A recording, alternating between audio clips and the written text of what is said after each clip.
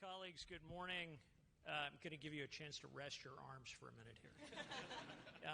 But good morning, good afternoon, good evening to those of our colleagues who may be joining us at all of our embassies and consulates around the world and at our other Department of State facilities across the United States.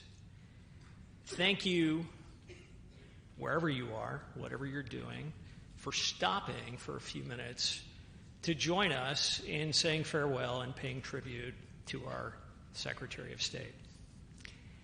Everyone participating here has chosen to serve the nation, our fellow citizens, and each other. And those of us who chose to raise our right hand and take that oath of office know what a privilege it is every day to serve the nation. Every day. We also know that service often comes with a cost. Long hours, missed family events. For those who serve overseas, there are other costs. Exotic ailments, isolation, sometimes danger. We have a lot of people who serve in harm's way. And sometimes there is an additional cost, and that is the cost and the price of being misunderstood. Despite our best efforts to communicate why we act as we do, why we make the choices we make on behalf of our fellow citizens to protect this great nation and advance its interests around the world in a very complex, dynamic, challenging world. No one's service has been harder than our leader, the Secretary of State. Not because he has the most dangerous role or works the longest hours, although that sometimes is true. It's because all of the hardest decisions, the most consequential choices, and the most painful trade-offs land on the Secretary.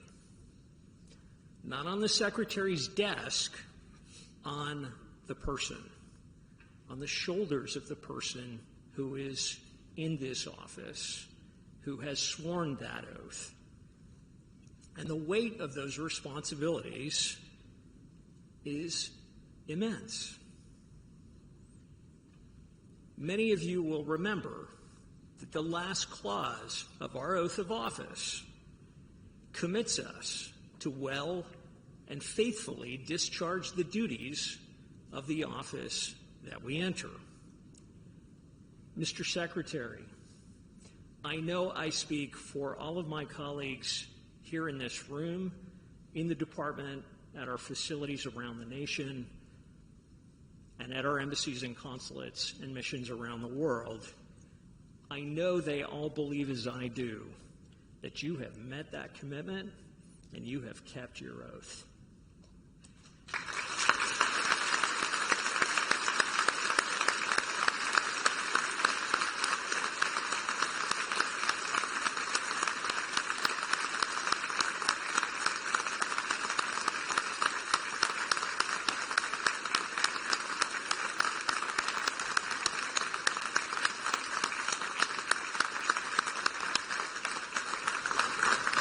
It is now my great honor and privilege to introduce to you the man who has carried that weight for 4 years and led this storied institution with integrity, compassion, and resolve.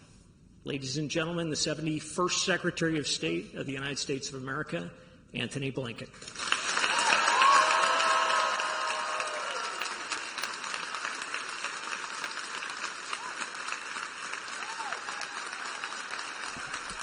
Thank you. Thank you. Thank you, everybody. Thank you. Please take a seat. To John Bass, I will be forever indebted for your partnership, for your leadership, for your friendship. No finer Foreign Service officer in this generation than John Bass.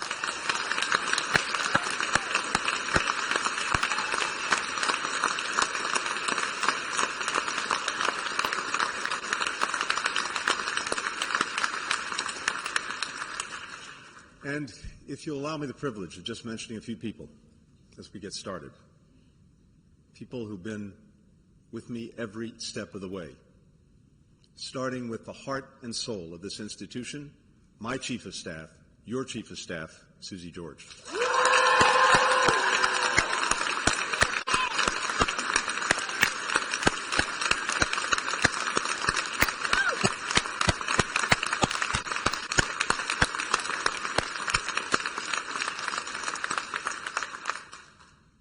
Tom Sullivan, my extraordinary policy partner, every step of the way these last 4 years.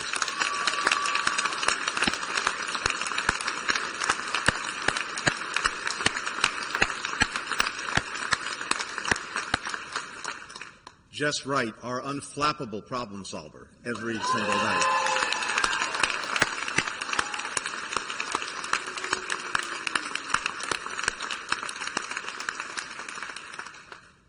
Two extraordinary leaders, our Deputy Secretaries, Kurt Campbell, Rich Verma.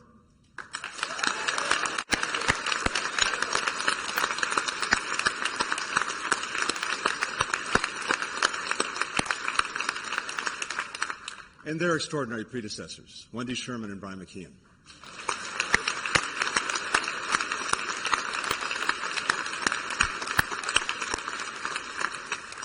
To our remarkable undersecretaries and assistant secretaries and all the leadership of this department.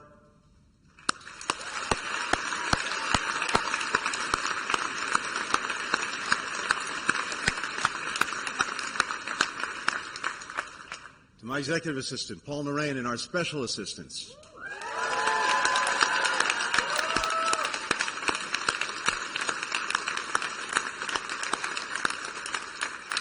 To Juliet, to Tina, to all the OMS who've kept us going every single day.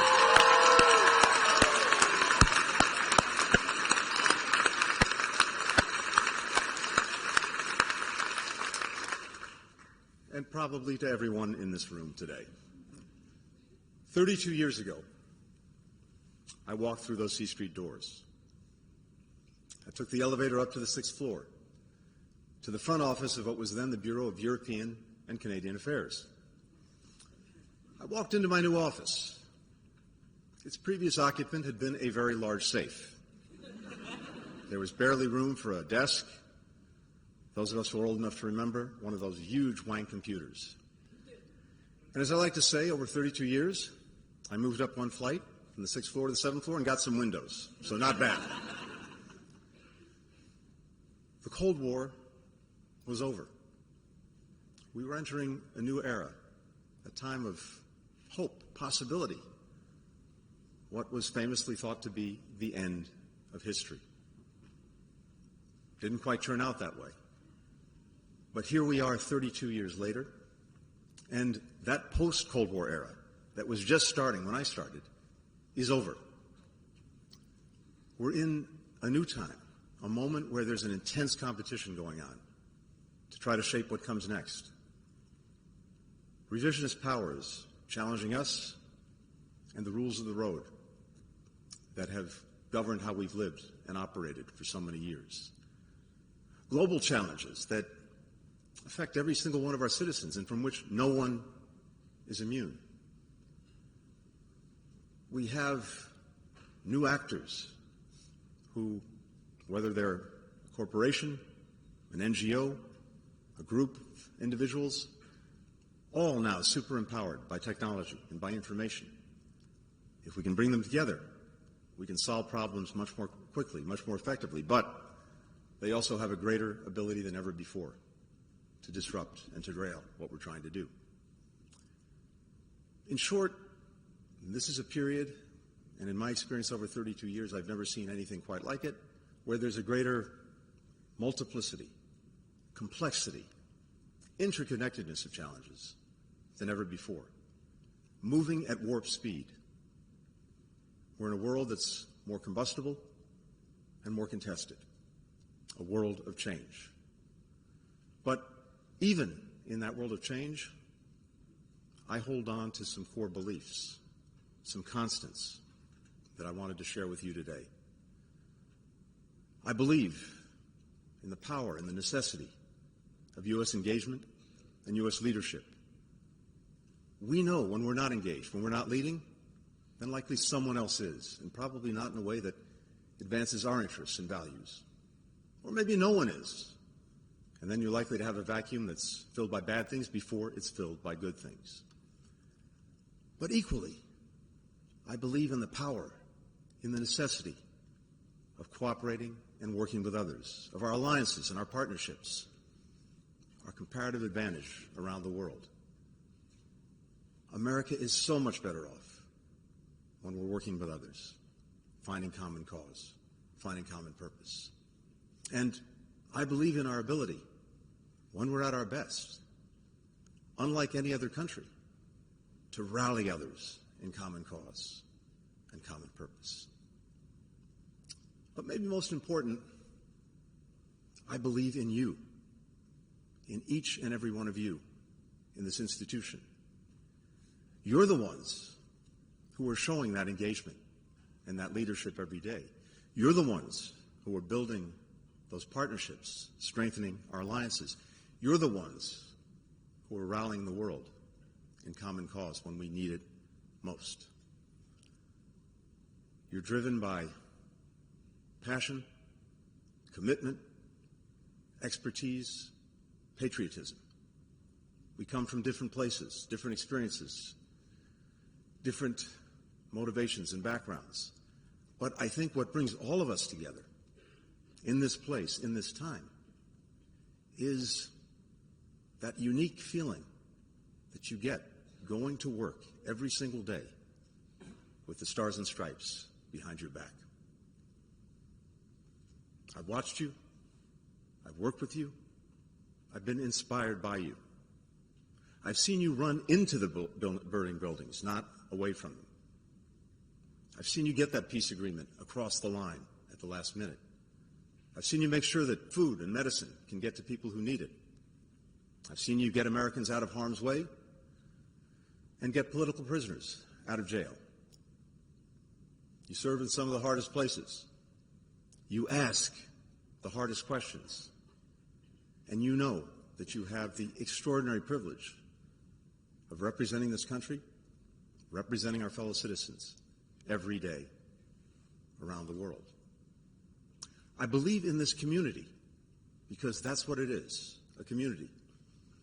Whether you're in DS or driving our cars, whether you're a political econ officer, whether you're a political appointee, whether you're here issuing passports and getting visas to people, whether you're in public affairs, administration, protocol, human resources, whether you're an EFM or an LES, a family member, because you too serve and sacrifice. You're a community, and I've seen you come together time and again as a community, and I believe in you. As I look out at this incredible group, and some of you have heard me say this before, I often think of my favorite movie, one that back in the day, if you were turning the channels of the TV, you couldn't avoid around Christmas time. It's a Wonderful Life. And for those of you too young to really know the movie or remember the movie, simply put, at the start, the character, George Bailey, is thinking of taking his life because he thinks he's been a failure. He thinks he's let down his town, his community, his family. And then an angel taps him on the shoulder and shows him through the course of the movie what life would have been like in Bedford Falls for his family, for his community, for his town. And we see the difference that George Bailey made every single day. You are the Georgette Baileys of our time. Without you in the picture, this world, our country, would look so much different. With you in the picture, both are so much better. You're working every day to make things just a little bit better, a little bit more peaceful, a little bit more full of hope, of opportunity. That's your mission, and you do it so well. Now, this is a time of transition. And when we talk about transition, sometimes we talk about passing the baton. That's what I'll be doing. But that's not what most of you will be doing. Most of you, come Monday, you will keep running. And what gives me more confidence than anything else is to know that that's exactly what you'll do. I return to the highest calling in a democracy, that of being a private citizen. I'll no longer have the privilege of leading this institution, but I want you to know, I'll be its champion. I will be your champion forever. You, the custodians of the power and the promise of American diplomacy. Carry on. Thank you, thank you, thank you.